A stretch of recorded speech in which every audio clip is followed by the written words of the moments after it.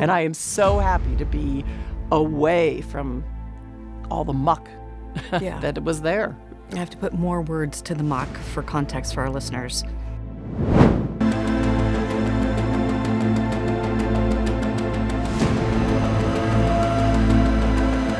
There's absolutely nothing new on that. It is rare that someone could change the world in such a positive way and then have such a negative effect on the world in the same lifetime. Watch this amazing clip of Melinda Gates discussing what has been recently found about her ex-husband Bill Gates in the Epstein files. Please take a second to like and subscribe. Elephant in the room at this moment. Your ex-husband, Bill, is named in the newest tranche of Epstein files. And there are new alleged details about his past behavior. And I want to give you the opportunity to respond in whatever way you want to. Well, let me say this. I think we're having a reckoning as a society, right? No girl should ever be put in the situation that they were put in by Epstein and whatever was going on with all of the various people around him. No girl. I mean, it's beyond heartbreaking, right? I remember being those ages those girls were. I remember my daughters being those ages, right? So for me, it's personally hard whenever those details come up, right? Because brings back memories of some very, very painful times in my marriage, but I have moved on from that. I purposely pushed it away and I moved on. I'm in a really unexpected, beautiful place in my life. So whatever questions remain there of what I can't even begin to know all of it, those questions are for those people and for even my ex-husband. They need to answer to those things, not me. Well, and I am so happy to be away from all the muck that was there. I have to put more words to the muck for context for our listeners. The emails in the files suggest that Bill Gates had additional affairs and that he tried to get medication to treat a sexually transmitted infection, and that he was going to give you the medicine without you knowing. His representative has said all of this is false. It is not on you to have to respond to the details of that alleged behavior, but I wonder what your dominant emotion is when you read these news articles with these details. Sad. Just unbelievable sadness. Unbelievable sadness, right? And again, I'm able to take my own sadness and look at those young girls and say, my God, how did that happen to those girls, right? And so for me, it's just sadness for, I left my marriage. I had to leave my marriage. I wanted to leave my marriage. I had to leave I felt I needed to eventually leave.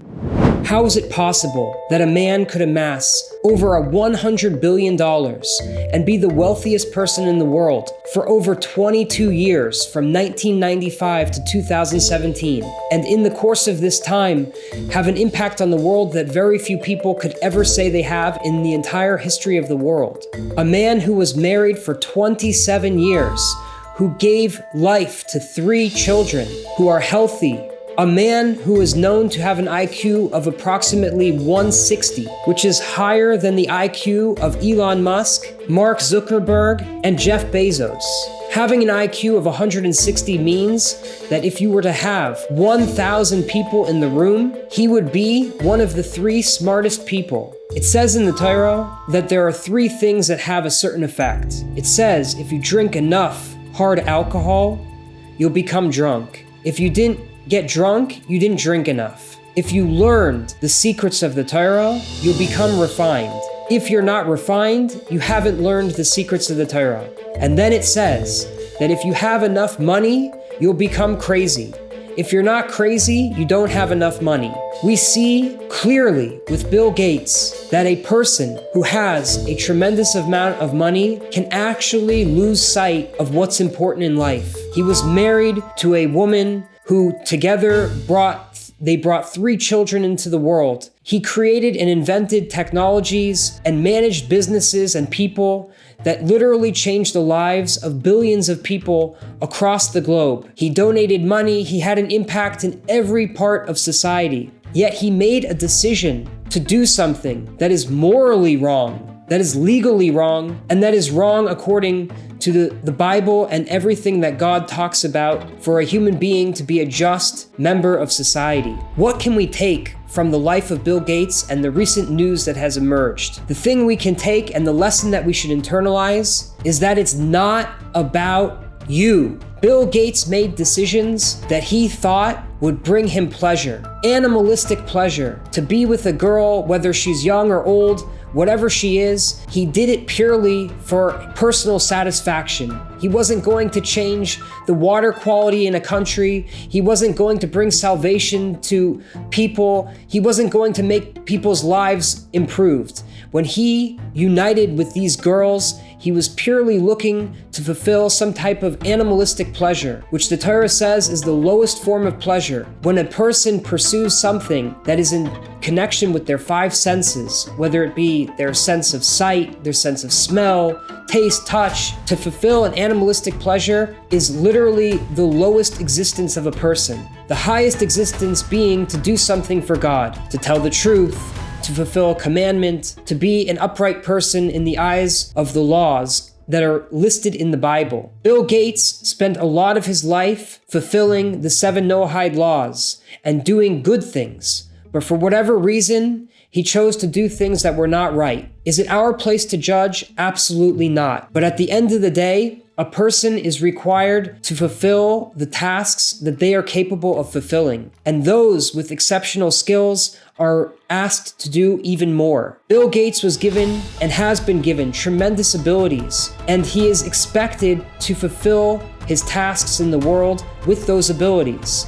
For whatever reason, he decided from time to time to make a mistake. We are not here to judge him. We are not here to play I told you so. But a person should understand from this whole Bill Gates situation that money is not everything, power and influence is not everything, but what's most important and what can destroy a person's life is making the right decisions on those little opportunities that come, that revolve around personal pleasure. When a person gets an opportunity to choose right from wrong, when it comes to having pleasure with animalistic things, whether it's eating, drinking, sleeping, being with people, being comfortable, hearing things, seeing things, a person should make the right decision when it comes to those things. And this is what ultimately may judge Bill Gates in the end. Yes, he earned a lot of money. Yes, he did a lot to help people's lives. Yes, he had a family, but he did something, he gave in when he shouldn't have.